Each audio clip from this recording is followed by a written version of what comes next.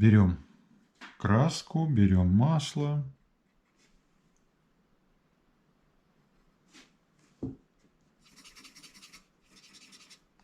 Сейчас посмотрим, как наша кисточка рисует. Много краски, нам столько не надо. Но есть участок небольшой, где надо. Вот здесь вот. Здесь будет самое темное. Возьмем еще. Сейчас мы еще добавим краски, так как у нас ее очень много в кисточке осталось в большой. На видео очень сложно. Вот смотрите, видите, у меня размытое получается. Возьму маслица немножко. Смочу, и все, и сразу будет тоненько.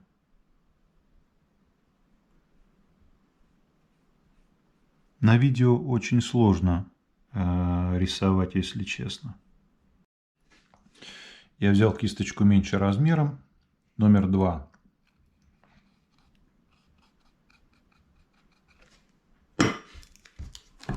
Краску здесь еще возьмем, ее тут полно еще.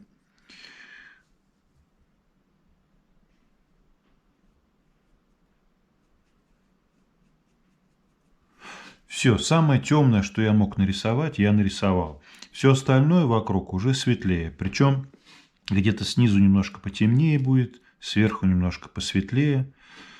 Что мы сделаем? Мы можем сейчас сделать легкую градацию здесь сверху.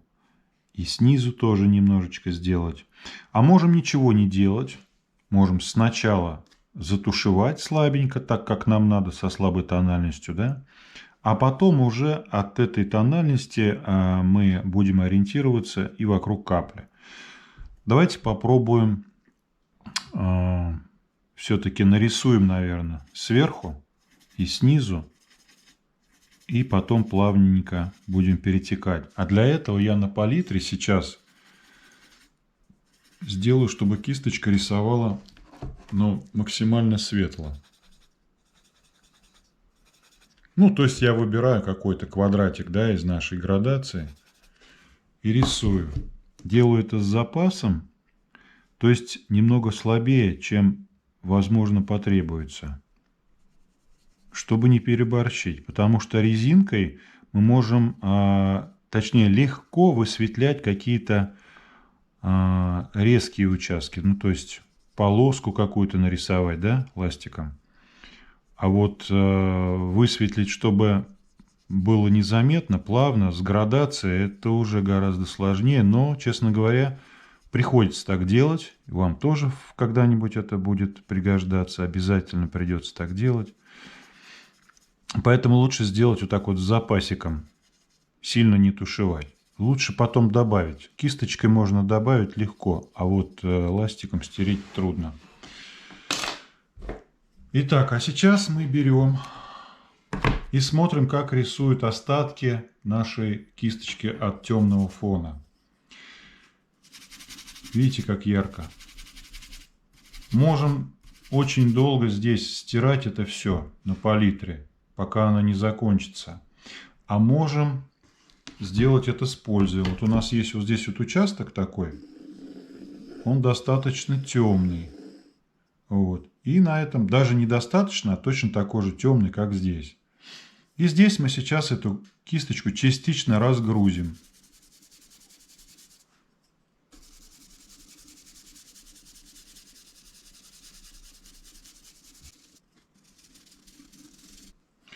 Можем еще, если у нас негде разгружать, можем просто взять тряпку, показываю, и прям вытираем. Прям больше того скажу, можно сделать вот так. Вот так вот. Так, я, наверное, рисунок уберу и покажу вам. Ложим тряпку куда-нибудь, да, на стол. Вот. И вот так вот прямо. И убираем лишнее.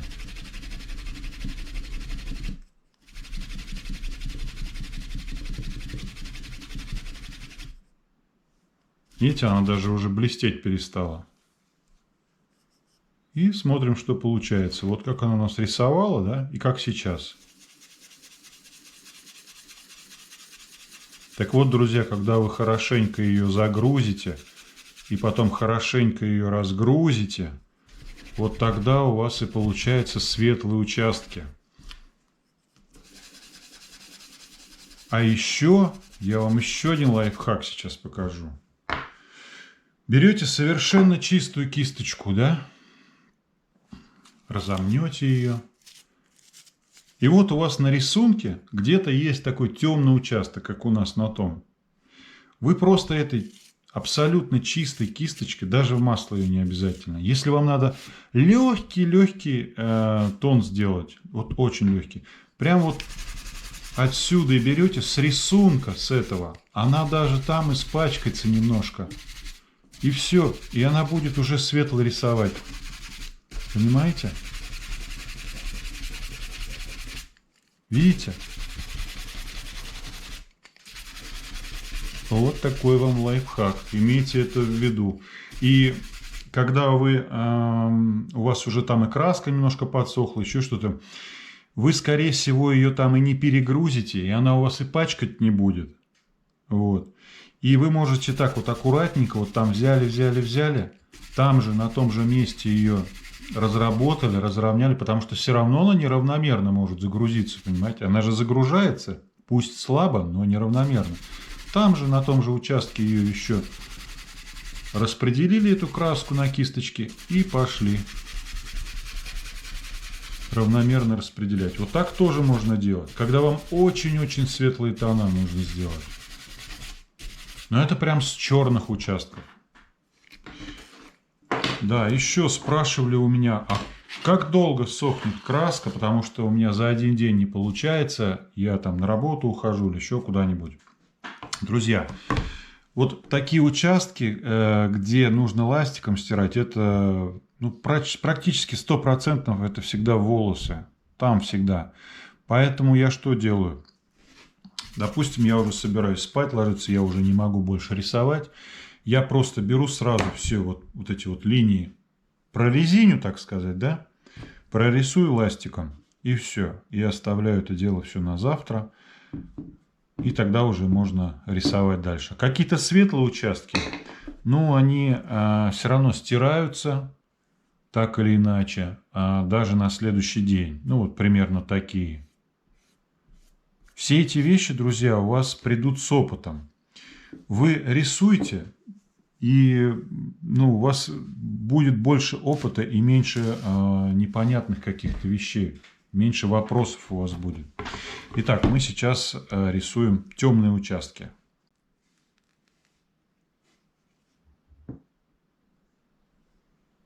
Краска у нас немножко быстро закончилась. Добавим новый. Делаем разводы каплей. Вот эти вот. Берем кисточку побольше. Вот сейчас я взял 6. Альбатрос, фирма Нейлон.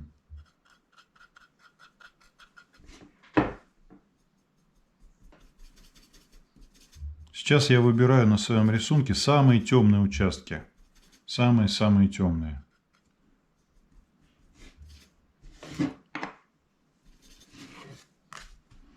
Очень неудобно, друзья, но ничего не поделаешь. Вот почему плоская кисточка удобна, понимаете? Кто-то спрашивал, обязательно ли плоская. Вот в таких случаях она очень удобная.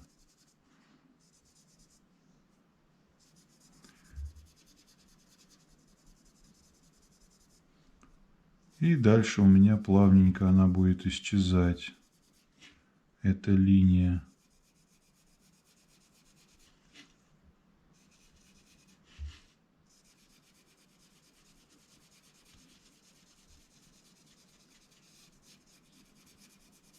Все, сейчас я работаю над тем, чтобы у меня была плавная градация. Здесь вот максимально темная, да? И здесь плавненько она уходила.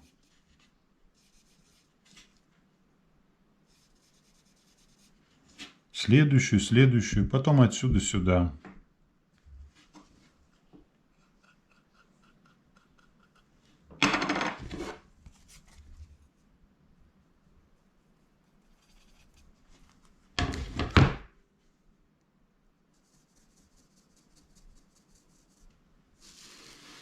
Так вот, я думаю, вам виднее будет посередине, да? Ближе к середине.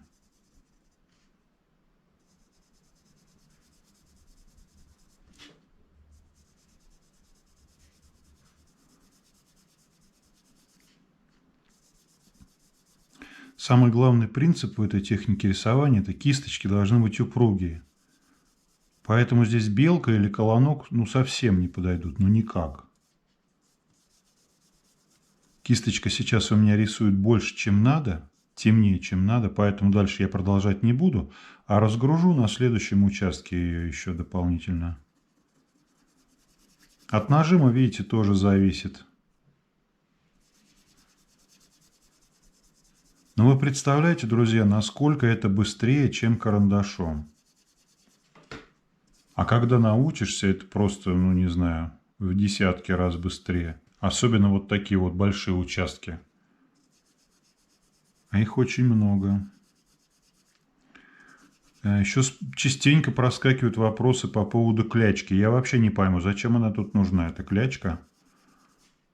Все моменты вот с этой градацией делает кисть. Тут ничего не нужно растягивать ластиком. Ластиком вот я сейчас возьму вот этот участок, вот мне не понравился, вот здесь вот. И подправлю. Вот зачем он нужен. Например. Или вот здесь вот.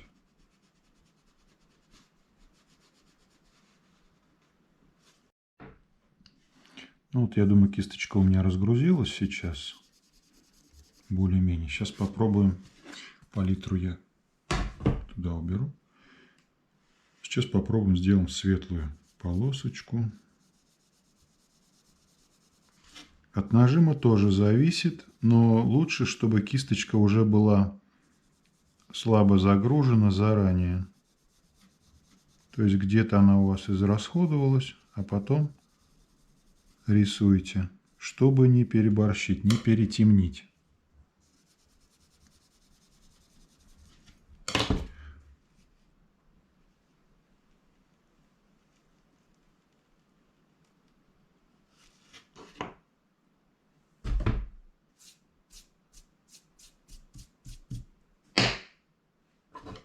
Ну и дальше. Здесь нужно загрузить кисточку.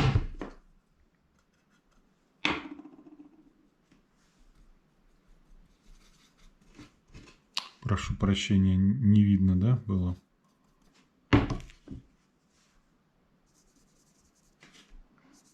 Ну, я надеюсь, после этого видео все вопросы отпадут по поводу загрузки кисточек. Есть еще какие-то моменты, но это уже совсем, знаете, частные вопросы, какие-то, ну, касающиеся конкретно какого-то там рисунка, портрета там или еще чего-нибудь.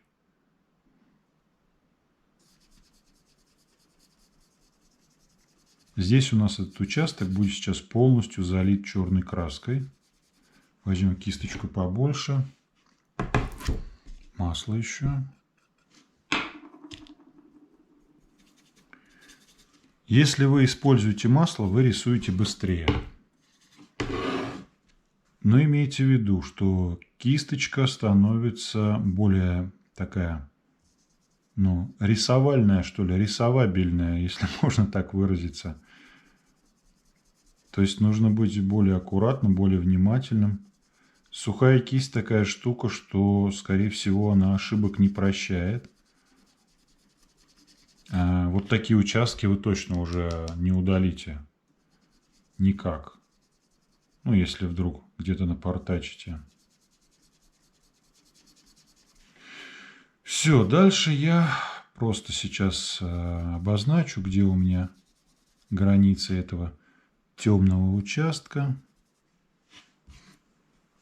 Здесь вот немножко масла есть, я отсюда его возьму.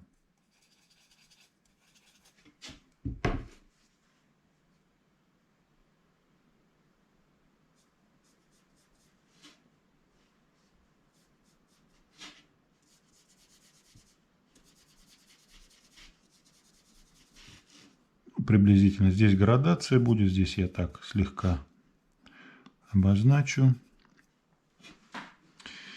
Так, рисуем вот это место. Я иду слева направо и немножко как бы сверху вниз, чтобы просто не пачкать. Если бы я здесь сейчас вот рукой коснулся, у меня бы здесь было грязно, чтобы не пачкать рисунок.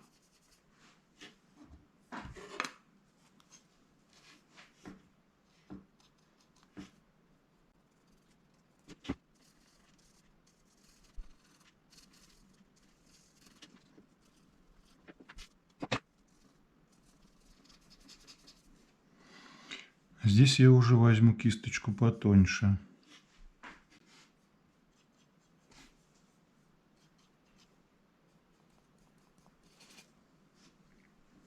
Ну, вот здесь вот еще у меня участок с темным, максимально темным местом.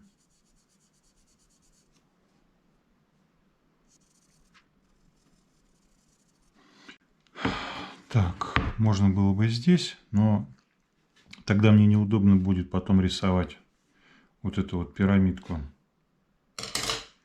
Возьмем кисточку поменьше. Номер 4 возьму.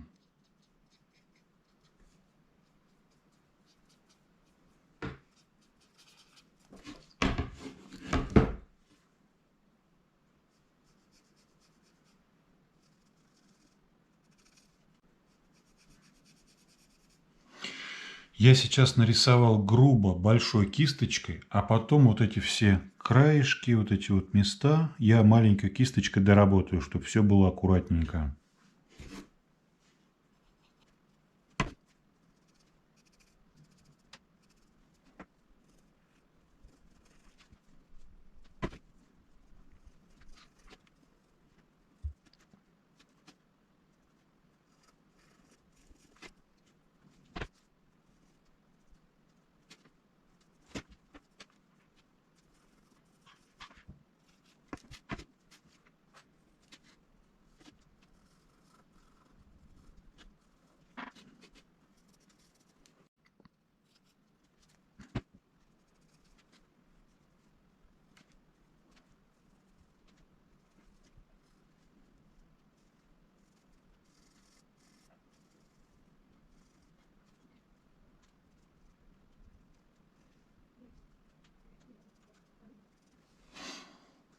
А здесь вот у нас будет тоже градация кое-какая, тоже кое-какие тушевки будут, поэтому мы пока здесь ничего рисовать не будем.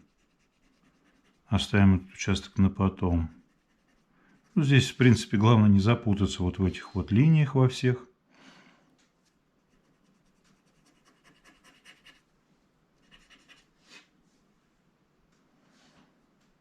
Сейчас немножечко еще порисую вот эту юбочку.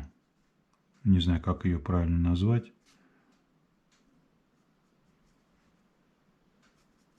Видите, как долго у меня кисточка рисует. Даже пока уберу палитру, чтобы она мне не мешала.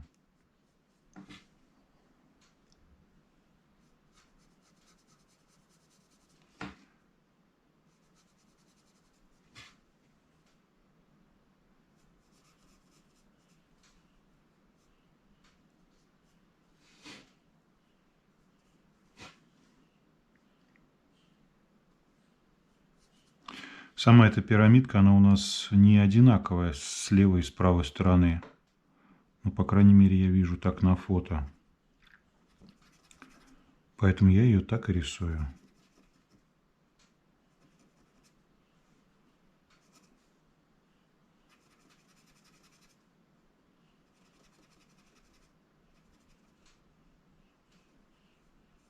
Ну и на самом деле это не портрет, если будет немножечко не похоже.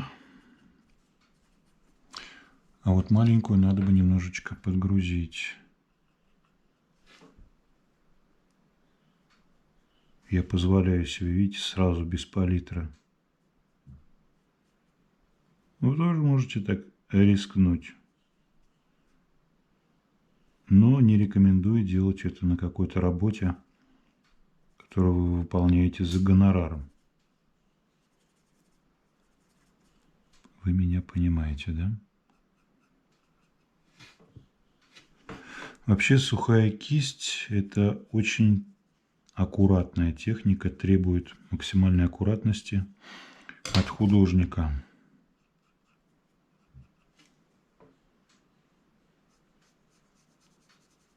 Хотя нет, я имею в виду реализм. Реализм требует аккуратности. Теперь мне нужна палитра, лишняя краска. Делаем небольшие градиенты вот здесь вот, вокруг этой юбочки.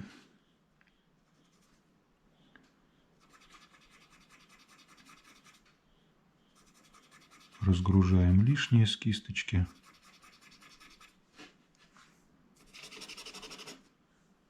Все равно много лишней краски. Используем тряпку.